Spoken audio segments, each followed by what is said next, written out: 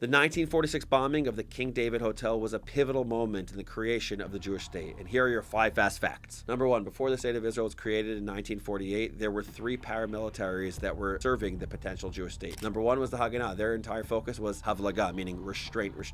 Number 2 was Etzel, and number 3 was Lehi. Etzel and Lehi were considered more of the hardliners, and these 3 paramilitaries existed before the state of Israel was created in 1948. Number 2, these 3 paramilitaries, they didn't agree on much, but in the years following World War II, after the Holocaust, they agreed that you gotta create a Jewish state. And they agreed that they had to figure out a way to get the 250,000 Holocaust refugees that were in DP camps, displaced person camps, that they needed a place to live. And the most obvious place was the Jewish state. They said, we gotta fight the British to make sure that these Jewish people could come to the land of Israel. Number 3, in response to these acts of sabotage by the Jewish paramilitary groups, the British said, we gotta confiscate all of their documents and demonstrate that they are somehow connected to the Jewish agency. They stored these documents in the King David Hotel, where the British military headquarters were located. Number 4, this made the King David Hotel a target, and on July 22nd, 1946, the Irgun, together with the Haganah and Lehi, carried out a plan to bomb the King David Hotel. That's exactly what they did. But before that, they sent up a number of warnings, but ultimately 91 people, primarily civilians, were killed. And number 5, for decades, the British denied ever getting these warnings, and they actually called the Irgun a bunch of terrorists for using these tactics. But the reality is that these tactics worked for the Irgun, and ultimately